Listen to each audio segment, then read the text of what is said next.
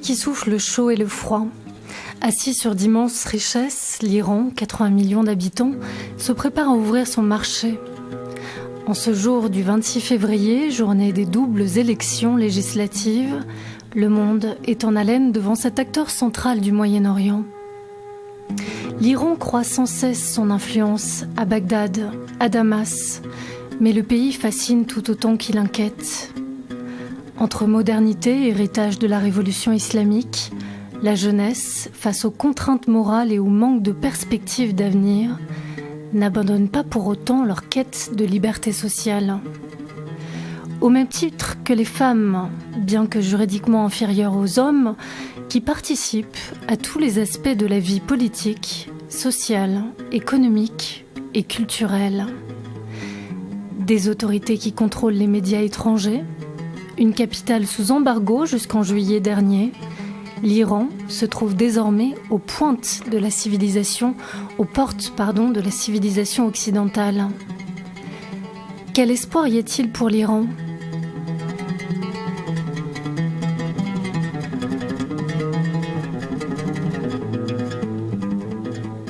La République islamique se transformera-t-elle en démocratie ? C'est la question que je vais maintenant aborder avec mon invité David Abbassi, bien connu sur cette antenne, animateur pendant des années de son magazine Soleil de Perse et toujours actif dans le processus de laïcisation de son pays d'origine. Bonsoir David. Bonsoir Roxane. Comment allez-vous ? Mais très bien, merci, et vous ? Très bien, très bien. Merci d'être avec vous.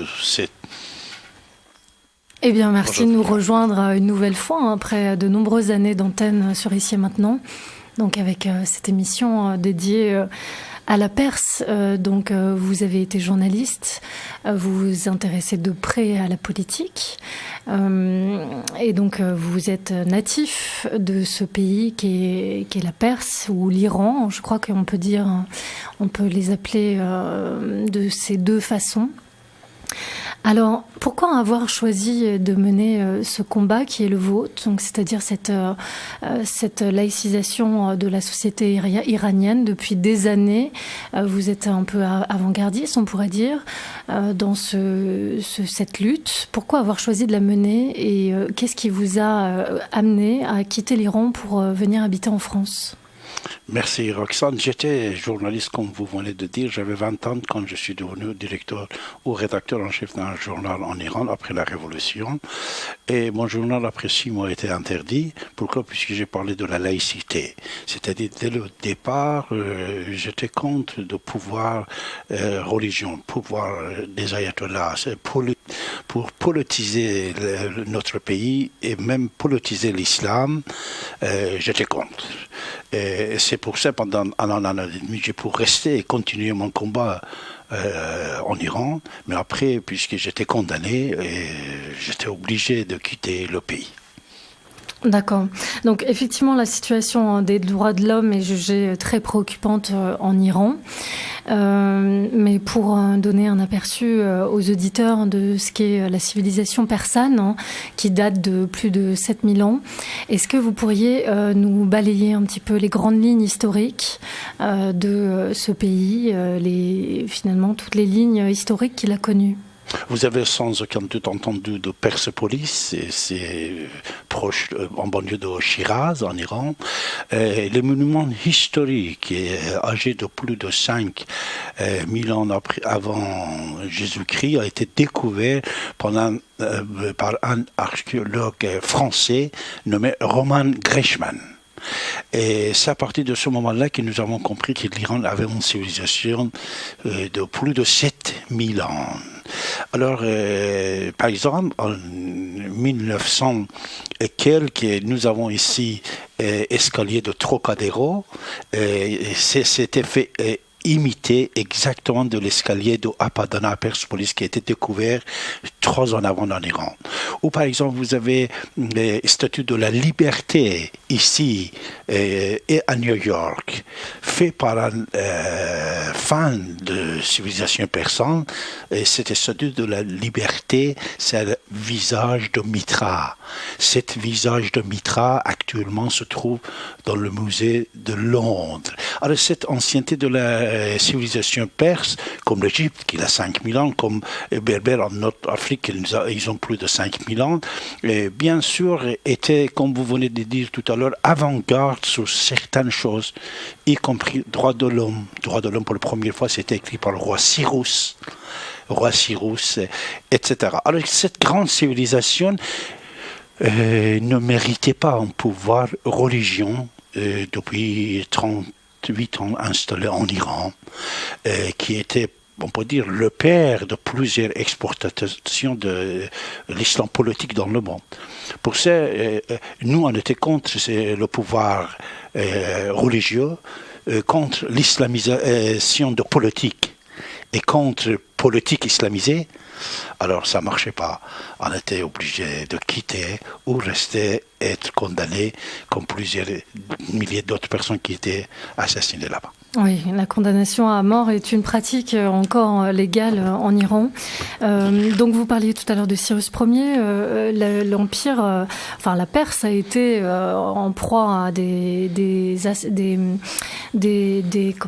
luttes intestines, puisqu'il y a eu différents clans qui se sont battus l'appropriation des terres pendant des siècles. Donc l'Iran a été successivement aux prises de différents empires, comme l'empire de Cyrus Ier, par exemple, qui fonde l'empire perse, celui des Achéménides. Exact, Roxane, c'est ça. Oui. Donc un pays qui est quand même qui a une forme de résistance, puisqu'il va s'opposer quelque part à ses assaillants. Ou... Bravo, depuis toujours, c'était comme ça, comme vous venez de citer, comme vous venez de dire. Depuis toujours, puisque l'Iran, c'est la route de soie, on dit, il est situé à côté du golfe Persique. L'Iran, plutôt, assez intéressant stratégiquement et économiquement, vous voyez, depuis des siècles. Comme vous savez, dans l'Ancien Testament, quand il parle de la Perse, il dit, à l'époque, on gouvernait sur 138 pays. 138, c'est-à-dire la Perse de l'époque, c'était de la Chine jusqu'à, on peut dire, Turquie d'aujourd'hui. Alors, bien sûr, toujours, il y avait des combats, il y avait des résistants, il y avait des guerres comme actuellement, vous voyez. Et c'est vrai que c'est un pays qui toujours avait des problèmes, on peut dire. Mais il a aussi beaucoup donné pour la civilisation du monde. N'importe quoi que vous regardez, c'est vrai qu'actuellement, la civilisation, le patron de notre civilisation judéo-chrétienne, c'est l'Occident. Mais à l'époque, c'était la Perse. Par exemple, vous connaissez le nom d'Avicenne, premier médecin qui était reconnu en Occident, et actuellement l'habillement de tous les juges, avocats. C'est l'habillement d'Avicenne, vous voyez. Et c'était un échange de culture, de civilisation parmi les peuples, on peut dire, et Plateau persan a souffert beaucoup aussi, comme vous venez de dire. Oui, donc une modernité qui était là déjà il y a longtemps, enfin un côté avant-gardiste très prononcé. Donc l'Iran ou la Perse possède l'une des civilisations connues les plus anciennes du monde, c'est ce qu'on vient de dire. L'histoire de l'Iran donc couvre des milliers d'années. Et donc l'Iran, la conquête de l'Iran va commencer en 637 à peu près, donc aux alentours du 7e siècle. Et à quand remonte l'islamisation de ce pays ? Alors l'Iran, pendant 2 siècles, 200 ans, va résister en face de l'islam politique. 200 ans de combat, et petit à petit, il va perdre le champ de combat. C'est-à-dire l'Irak d'aujourd'hui. C'était le capital de la Perse à l'époque. Bagdad, c'est un mot 100% iranien, persan, ce n'est pas arabe. C'est Tisfon, Babel, tous ces endroits-là, c'était en Irak. Et Irak surtout, puisque moi je parle 4-5 langues, y compris l'arabe, je le parle bien. Alors, Irak, ce n'est pas un mot arabe. Irak, ça veut dire Iranak.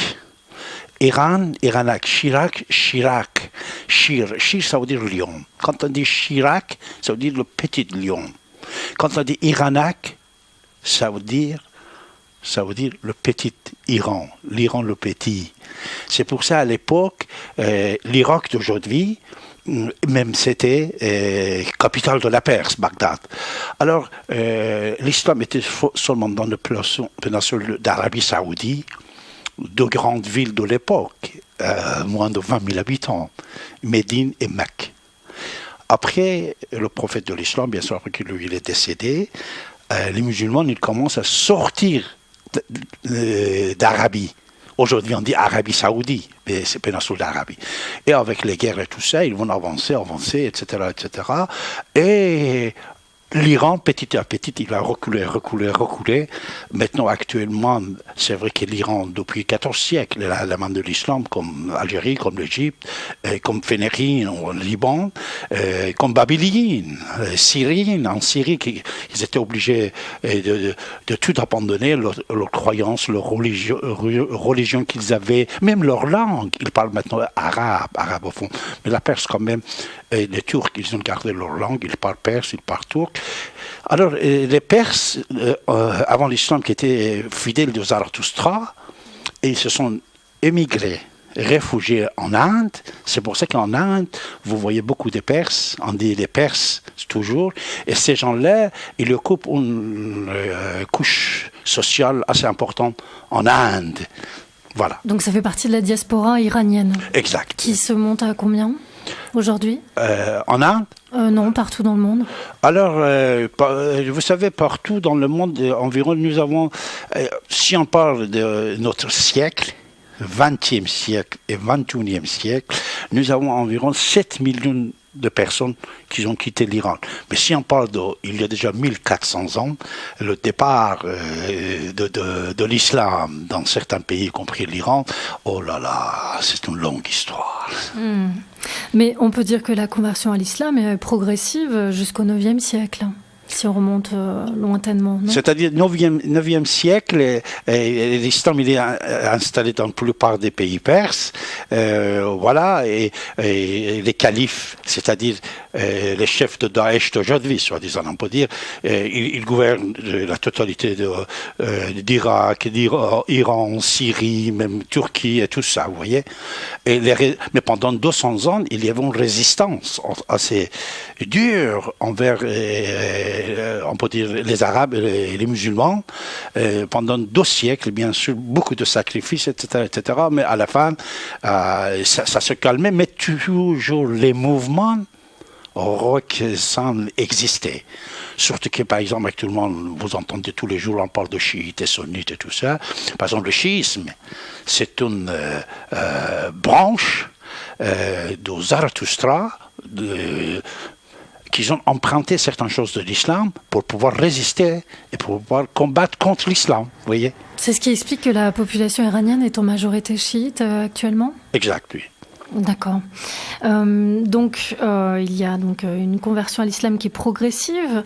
Qu'est-ce que nous a apporté cette grande civilisation? Vous l'avez un petit peu énoncé, mais si on rentre un peu plus dans le détail, vous diriez quoi? Civilisation perse? Oui.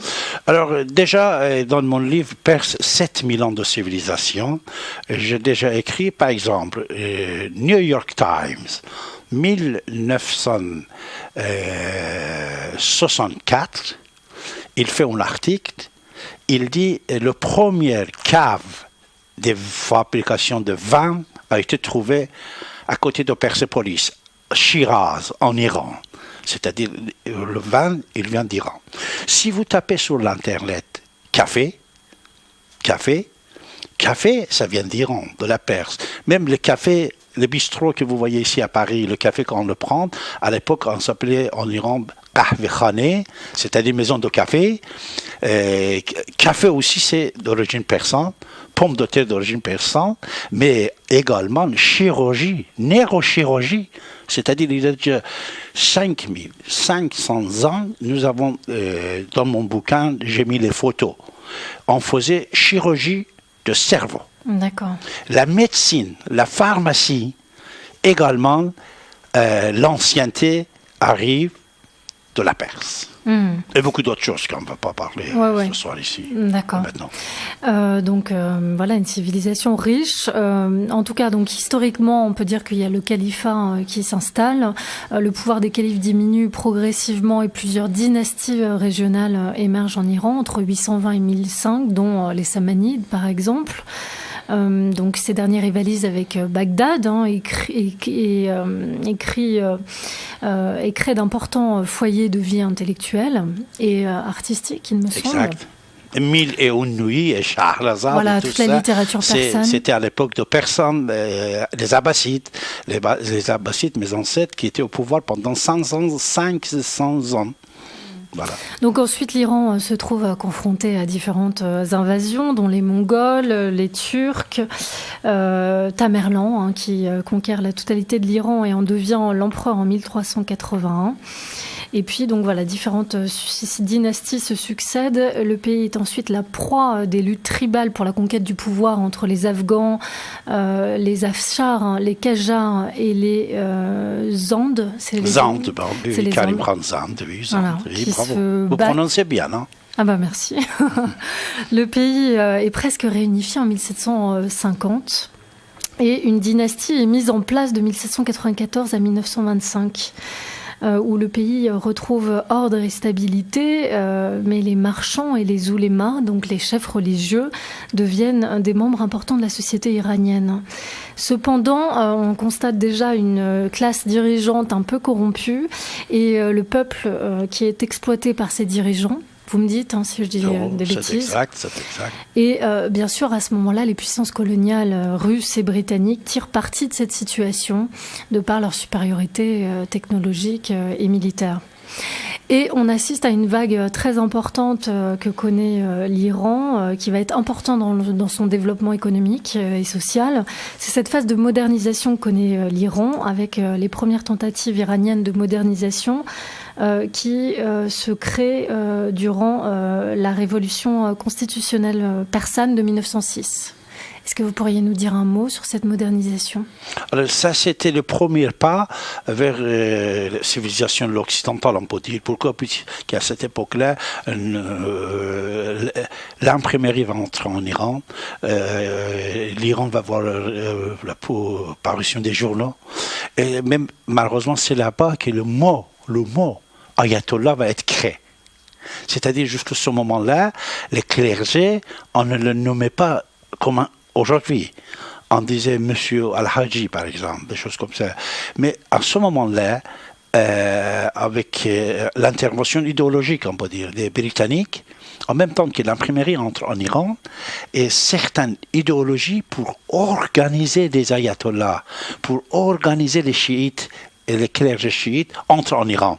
Et c'est là qu'on va créer le mot ayatollah, ça veut dire symbole d'Allah, symbole de Dieu, en face de Zellullah. Zellullah, ça veut dire l'ombre de Dieu. L'ombre de Dieu, c'était le roi. Alors, ils vont créer une autre force en face de lui, c'est ayatollah. Les clergés, et bien sûr cette révolution va être gérée par 5 grands ayatollahs. Tous les 5 ayatollahs étaient contre le système des ayatollahs, puisque de ça aussi je parle dans mon bouquin Rationalisme et religion, que j'ai écrit il y a déjà 25 ans. Là, cette révolution également, pour créer, on peut dire, le Parlement iranien, parce que c'est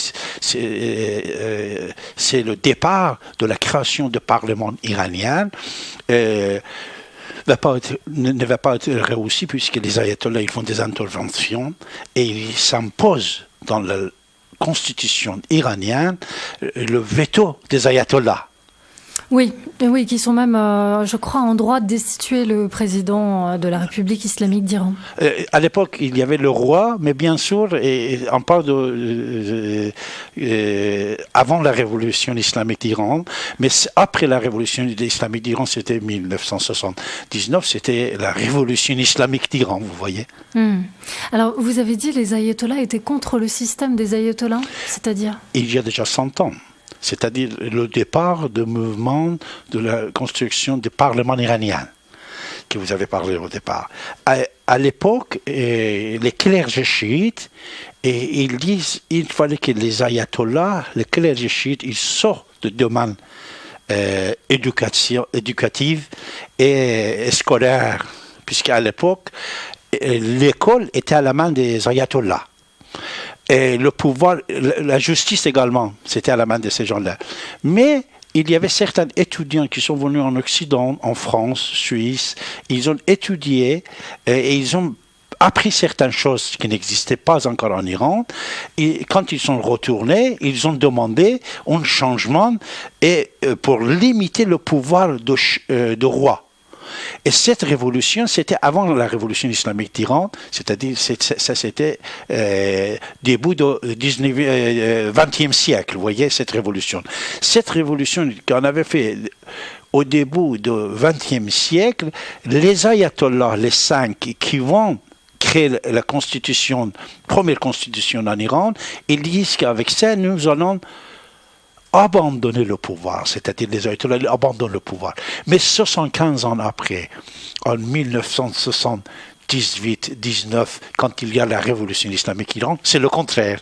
C'est les ayatollahs qui vont destituer le roi et le Parlement et prendre le pouvoir. D'accord. Donc on le verra par la suite, mais effectivement, les femmes avaient plus de liberté, il me semble, à cette époque antérieure. À l'époque du Shah d'Iran, avant la révolution islamique d'Iran, c'est-à-dire il y a déjà 38 ans, la femme, il y a Roxane, femme iranienne, il avait toute la liberté que vous avez aujourd'hui ici.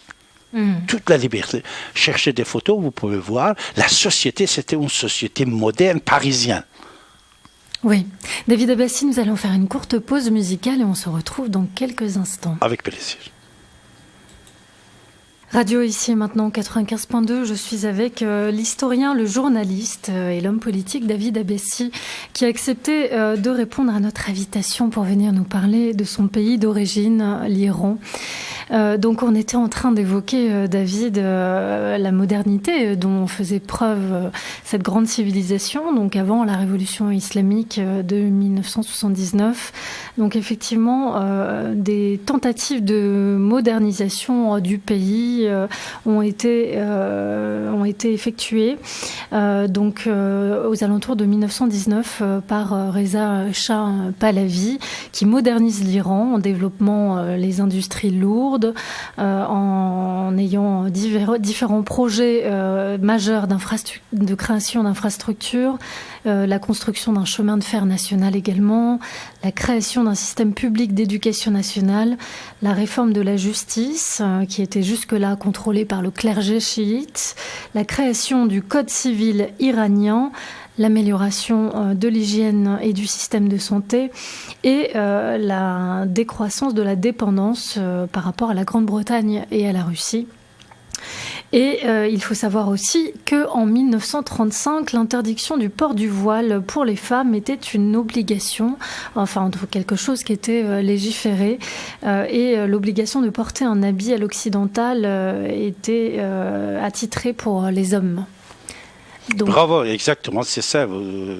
Toutes les informations que vous voulez donner, Roxana, c'est tout à fait correct et exact. Et c'est-à-dire, Reza Shah, il a révolutionné notre pays à l'époque et la liberté que les femmes avaient à l'époque, même le droit de voter.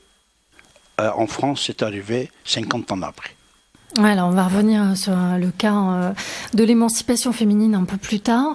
Mais donc, pour situer cette période pré-révolution islamique, on est aux alentours de 1941, donc en plein dans la Seconde Guerre mondiale. Reza Shah déclare la neutralité de l'Iran, mais les forces britanniques et soviétiques envahissent le pays et forcent Reza Shah à abdiquer en faveur de son fils.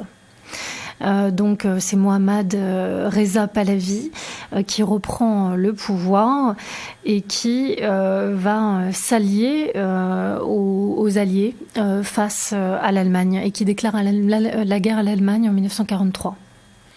Exactement, mais une chose que je dois préciser, Roxane, même Reza Shah n'avait pas signé une alliance avec Hitler. Il n'était pas d'accord avec Hitler. Mais malheureusement, à l'époque des Alliés, ils voulaient prendre l'Iran pour pouvoir faire face à Hitler, concernant la Russie et tout ça. Les Russes et les Britanniques, ils voulaient entrer en Iran. Mais Reza Shah, ce qu'on dit qui est faux, n'est pas correct, jamais n'a pas envoyé des messages d'alliance avec Hitler. Comme vous venez de dire, il était neutre. C'est-à-dire, puisque même Iran était tellement loin de combat à l'époque. Oui, bien sûr. Voilà. Mais cependant, en 1943, l'Iran se rapproche des puissances occidentales. D'ailleurs, pour quelle raison ? Alors, de toute façon, vous savez, le fils de Reza Shah, Mohammad Reza Shah, dernier roi Pahlavi, il prend le trône, le pouvoir grâce aux Alliés. C'est grâce aux Alliés, puisque les Alliés, ils voulaient déclarer une république à l'époque. Mais nous avons un premier ministre Fourouri, juif iranien.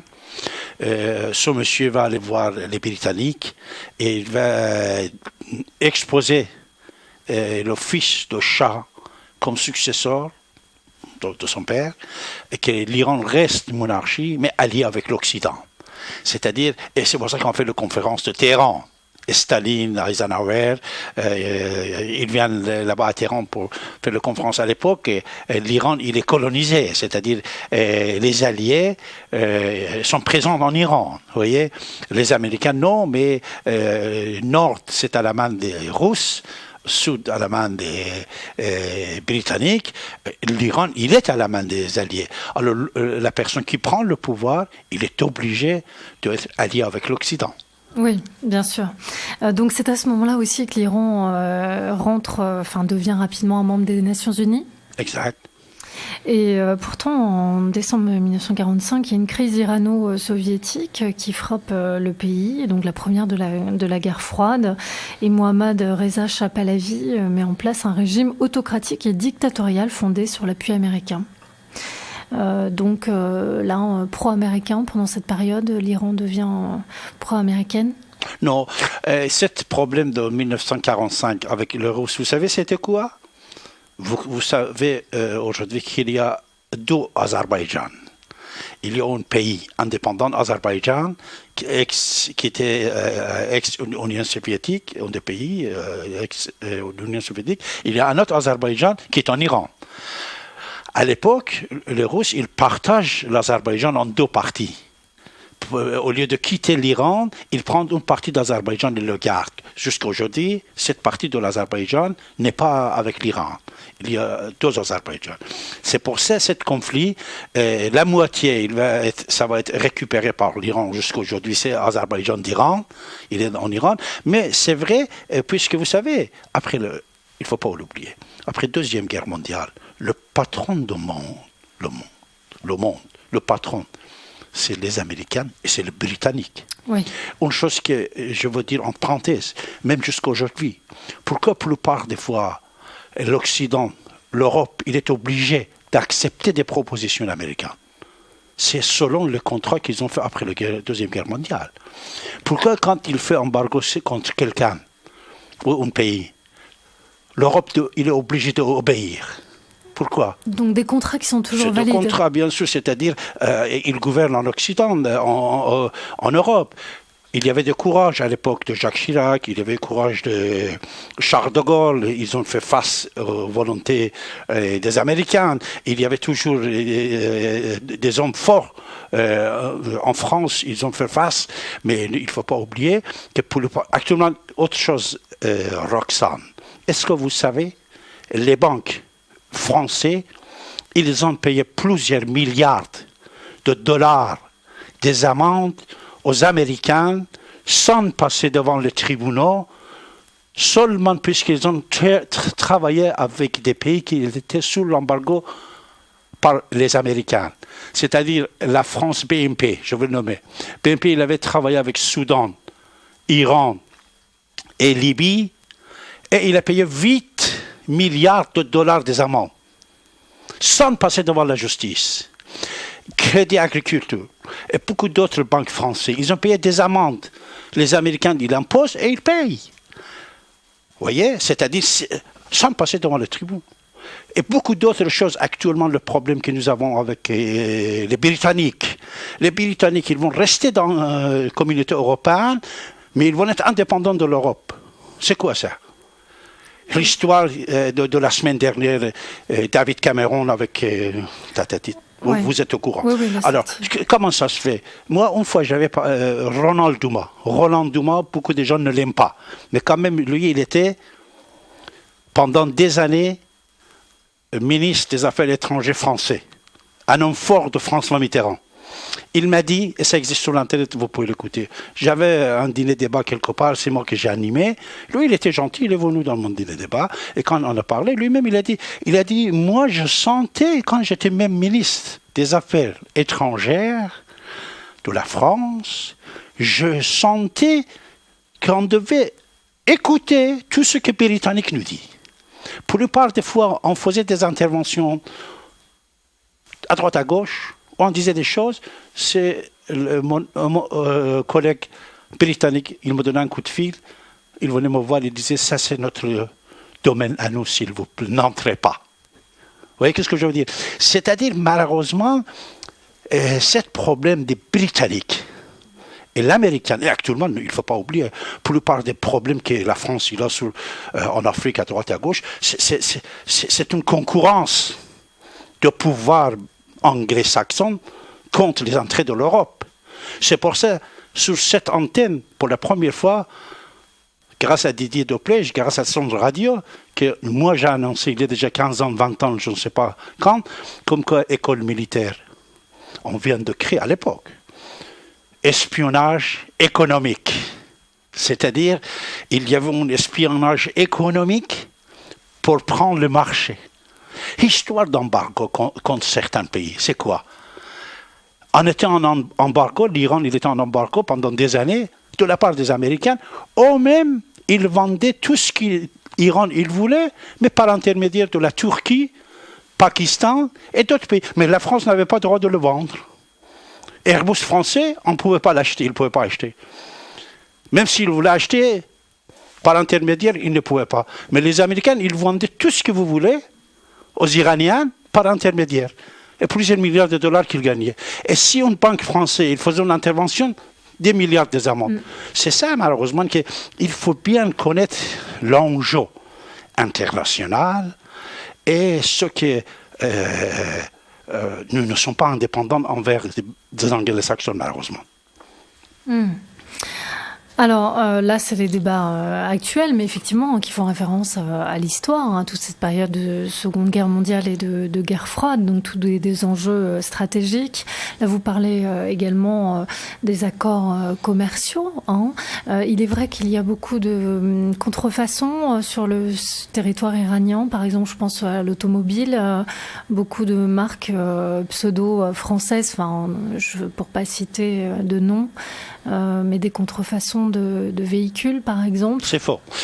Ça, vous savez, puisqu'ils voulaient échapper l'embargo, qui soit le fabricant de voitures et celui qui l'achetait, ils voulaient échapper de l'embargo américain. Ils disaient que c'est contrefaçon, ce n'est pas nous. Mais c'était tout... Parce que les voitures, je ne sais pas si vous savez ou non, pour la plupart des voitures actuellement, une partie c'est fabriqué en Chine. Oui, c'est pour ça que vous voyez Opel, Mercedes, Renault, Peugeot. Si vous enlevez le logo, le cycle, tous sont pareils. L'intérieur, tous sont pareils. Ça ne change pas. C'est le moteur de temps en temps qui est différent. Le moteur. La carrosserie des voitures, pour la plupart, c'est la même. Et l'Iran, jamais il ne pouvait pas fabriquer sans autorisation de Renault, Peugeot, des carrosseries, des voitures en Iran. Non, il marchait, mais pour éviter les amendes que je viens d'en parler, pour échapper de l'embargo américain, on disait ça, c'est la France par exemple. Par exemple, ils disaient c'est pas nous, ce sont eux-mêmes qui fabriquent la tête. Mais vous ne pouvez pas. Et peut-être pour anticiper l'ouverture des marchés? De toute façon, les voitures françaises, depuis Shah d'Iran, ils avaient une grande marché en Iran.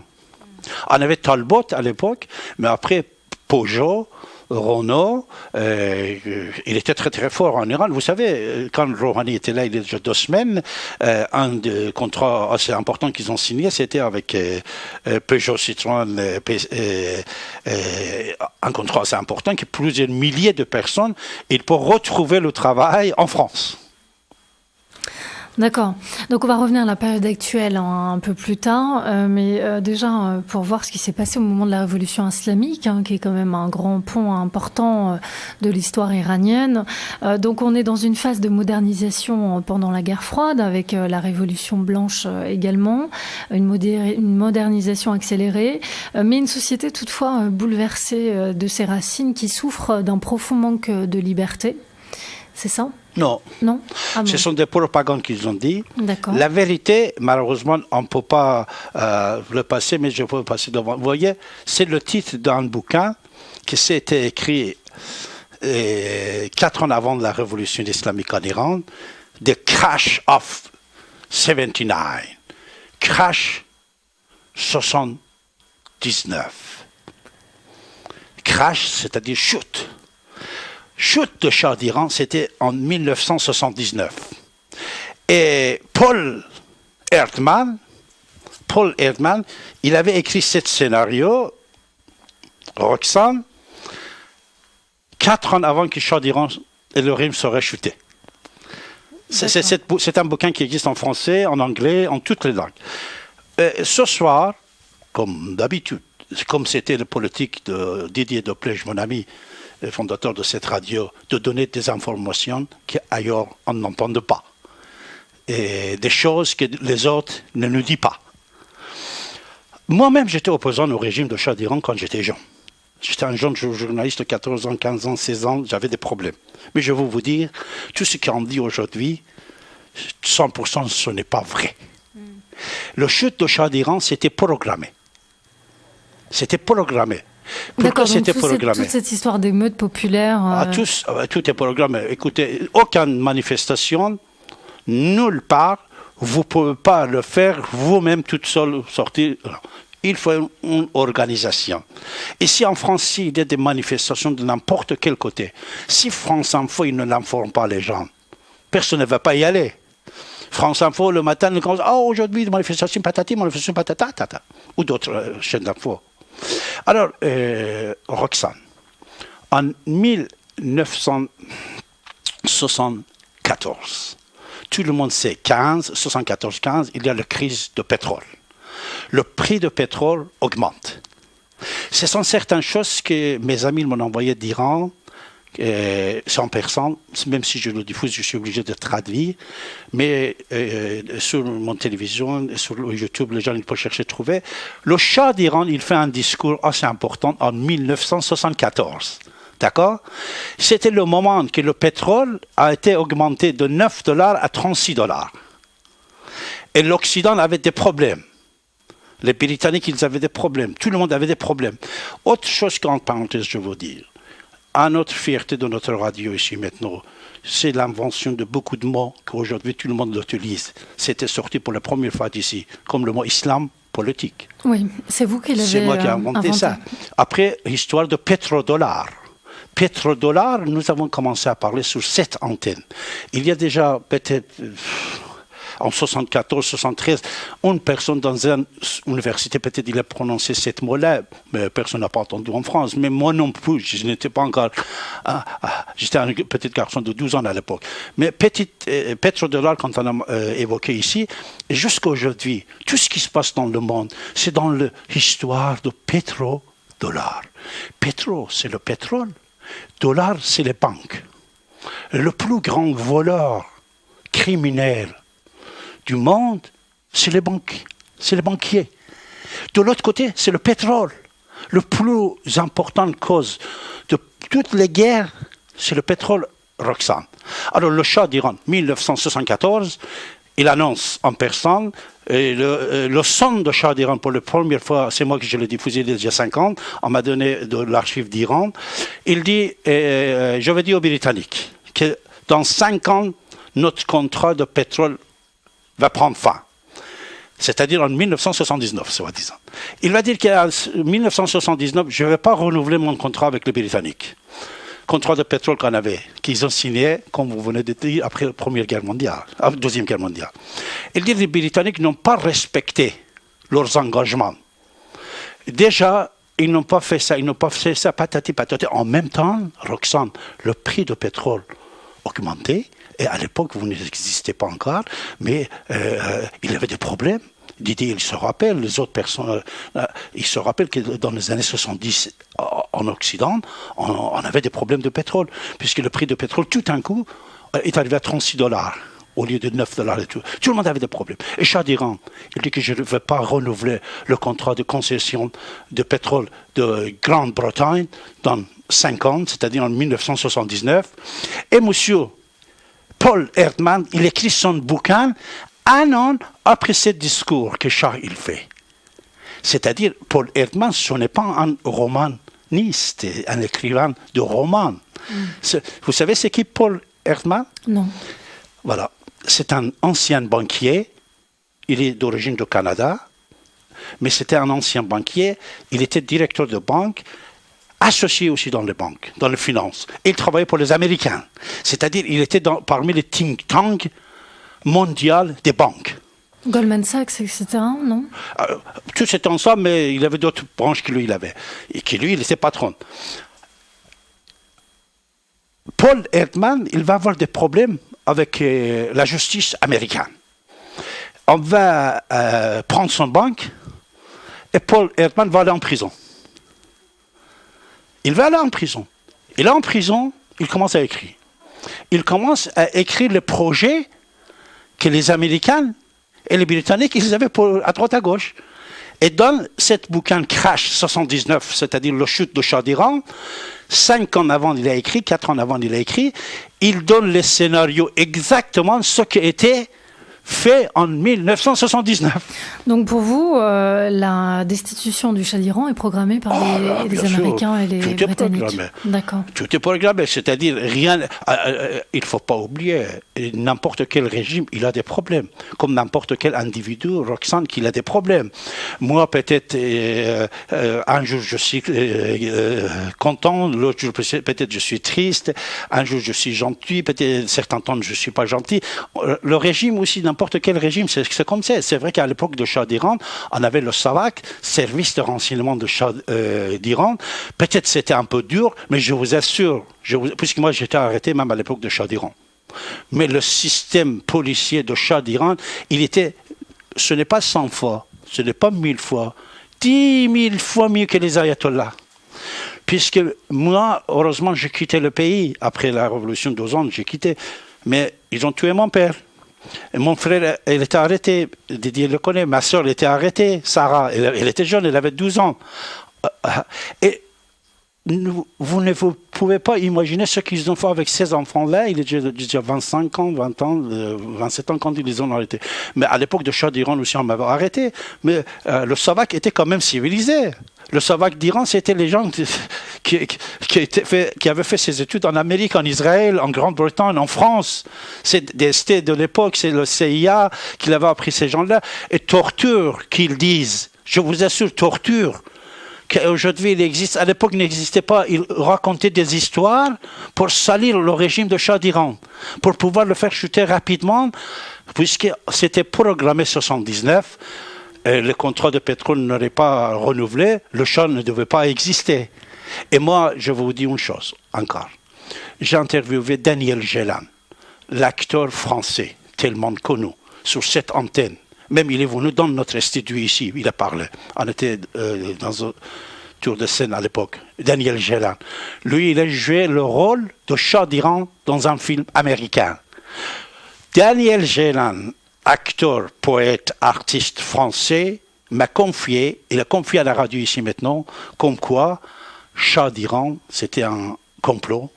Et même quand il était mort, le mort de Shah d'Iran ici, c'était un complot, quand se débarrasse de lui facilement, rapidement, etc. C'était une question de pétrole, et pétrodollar, il ne faut pas oublier, même actuellement, petit mot, après on va abandonner, actuellement vous entendez beaucoup de Daesh.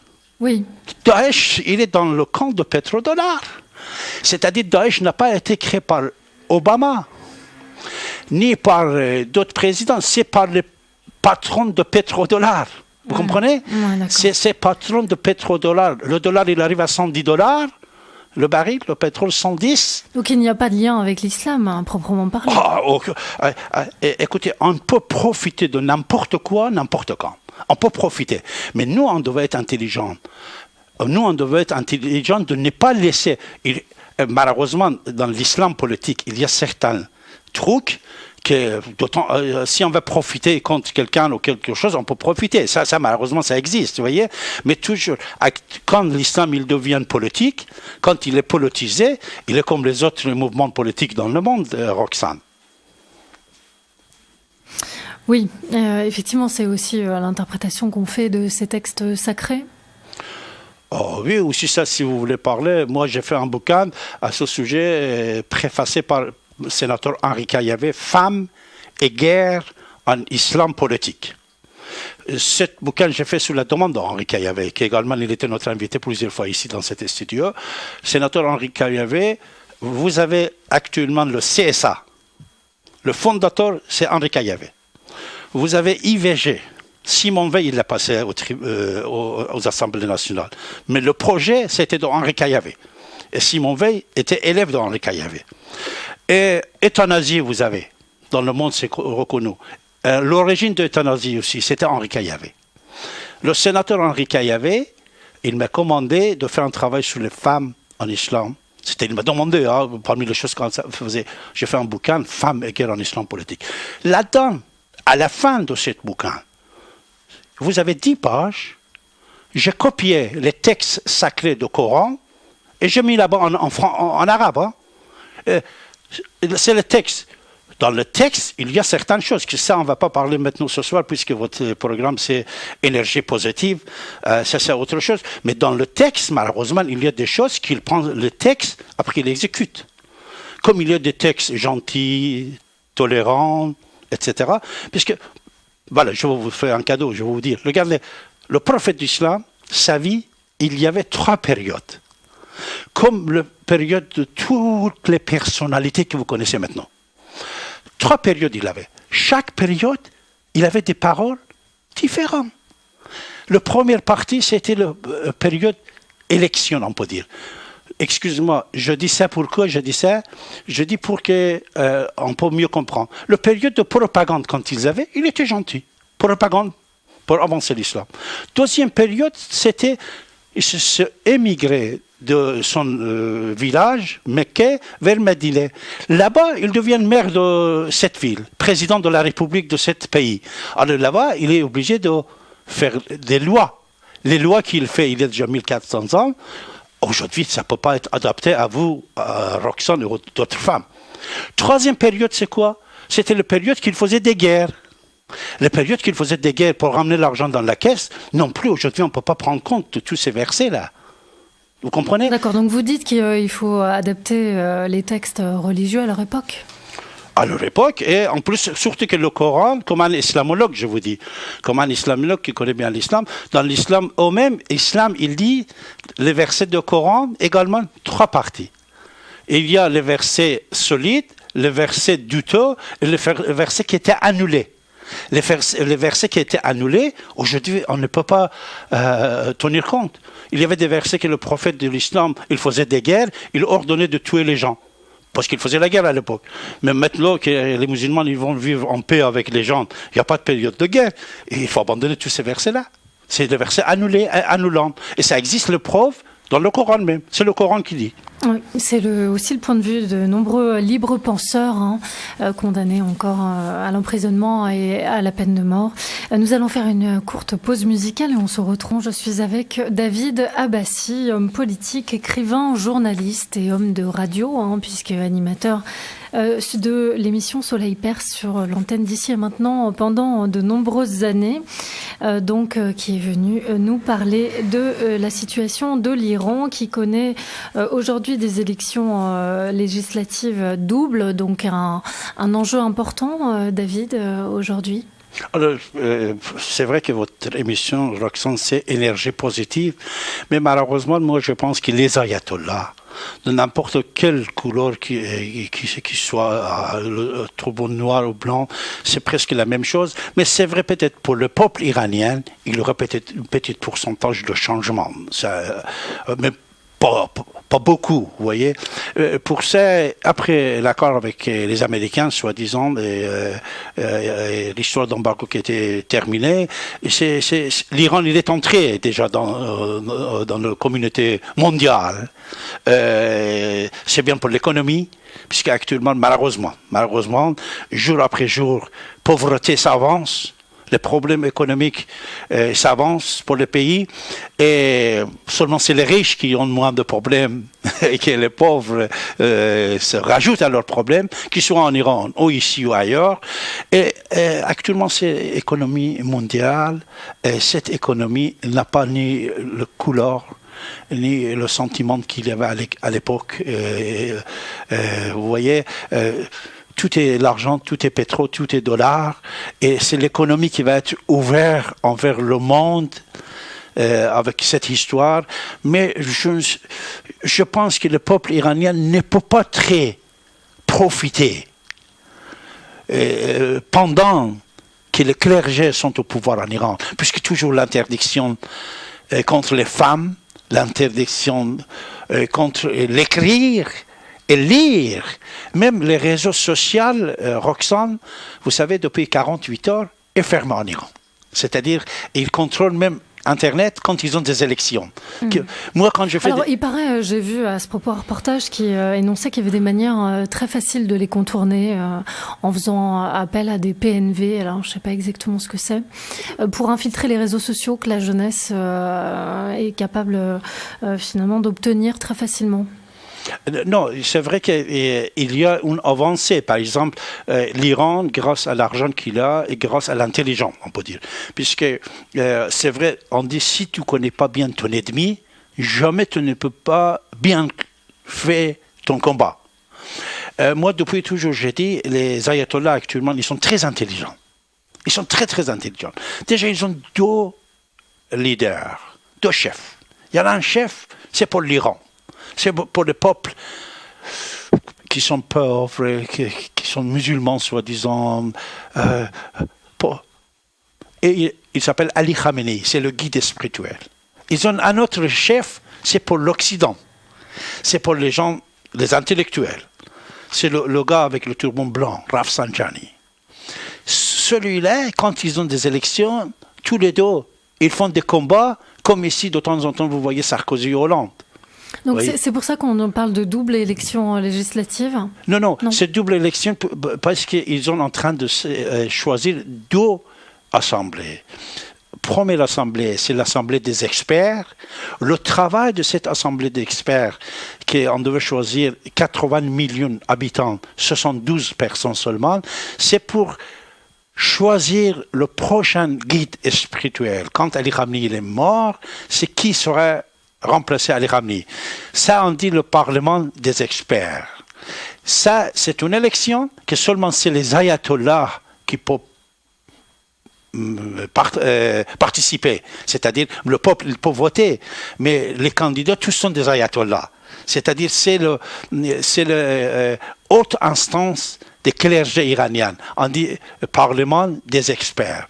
Après, à côté, vous avez le Parlement national, qui là-bas, ils le nomment Parlement islamique.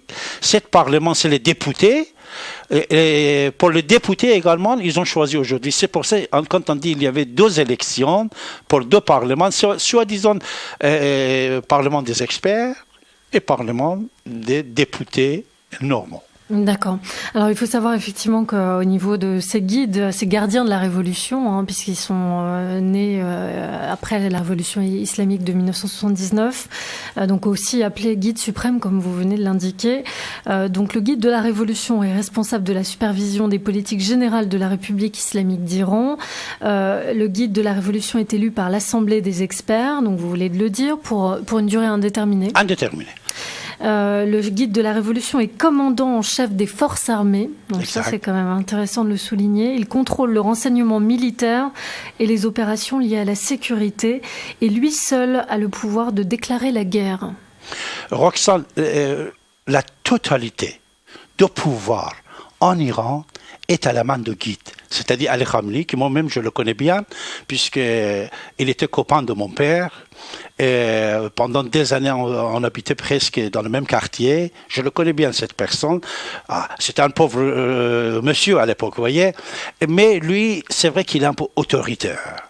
Et cette autorité qu'il a, actuellement, de toute façon, c'est le rôle de Wali Faqih. On dit Wali Faqih, c'est-à-dire représentant de Dieu.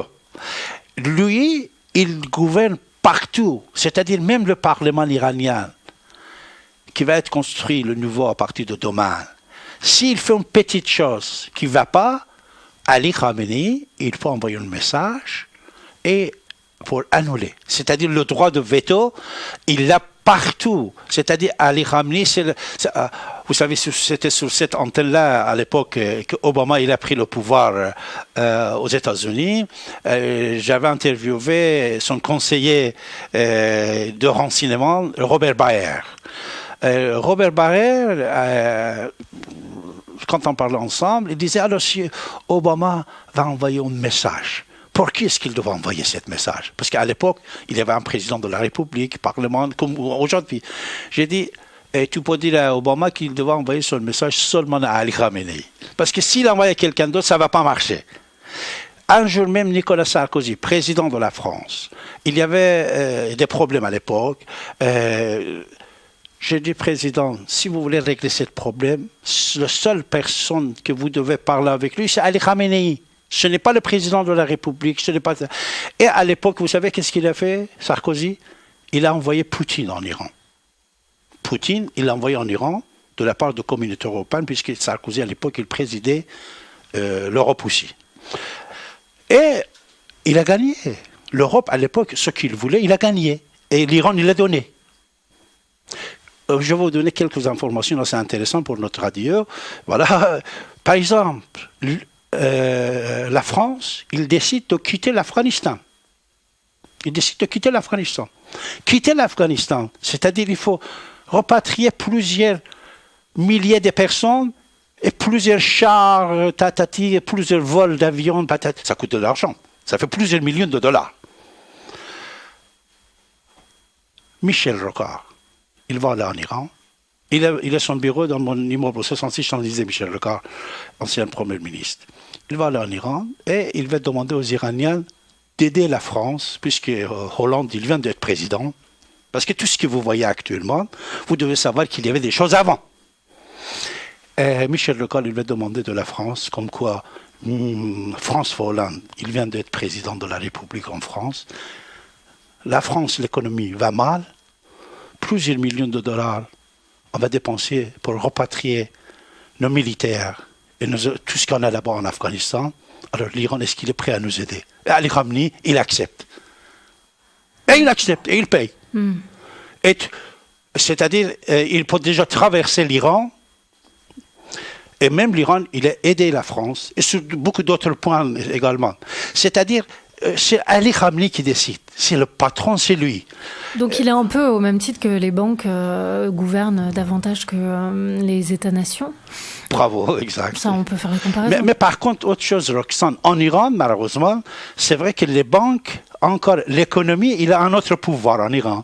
Que même, moi-même, je vais vous dire, moi j'ai entendu de la bouche d'Ali Khamenei plusieurs fois. Vous savez qu'est-ce qu'il a dit? Il a dit, je ordonne, mais il n'exécute pas. Quand on n'exécute pas, ce sont les endroits que lui, il ne peut pas les gérer comme les banques. Même les banques en Iran, puisque vous venez de dire. Vous savez, actuellement, on a arrêté un monsieur, il s'appelle Babak Zanjani. Babak Zanjani était quelqu'un qui blanchissait l'argent iranien. Il était un pauvre garçon, il devint milliardaire. Seulement, il y a déjà 2 ans, on a arrêté 18 milliards de dollars en affaires saisies, de 18 milliards de dollars qui appartenaient à ce monsieur-là. C'était l'argent d'Iran. Puisque l'Iran était sous l'embargo, il ne pouvait pas faire le commerce, le business. Qu'est-ce qu'il faisait? il était en train de créer des banques à droite à gauche avec les passeports américains, européens, français, vous voyez? Et ce Babak Zanjani, il blanchissait l'argent. C'est dans ce moment-là que les banques françaises aussi intervenaient dans le blanchissement de l'argent. Alors ce monsieur-là, Babak Zanjani, actuellement, il est en prison. Il est en prison depuis que Rouhani est venu. Pourquoi? Puisque le pouvoir politique, et quand ça change, le pouvoir économique aussi, ça change. Comme ici, Takeddine. Vous connaissez Takeddine, Ziad Takeddine? On dit c'est lui qui ramenait l'argent de la Libye, etc. Beaucoup d'autres. Quand il y a un changement de président, il y a certains dossiers qui sortent, patati patata. C'est-à-dire, même actuellement, pour ce que vous venez de dire, le guide en Iran, c'est vrai que peut-être il peut contrôler tout, sauf les banques, et sauf le pétrole non plus. Puisque le pétrole, par exemple, je vous dis une chose, il crée des sociétés, en Occident, c'est ces sociétés-là qui vont acheter et vendre le pétrole iranien, et l'Iran, il va être un intermédiaire.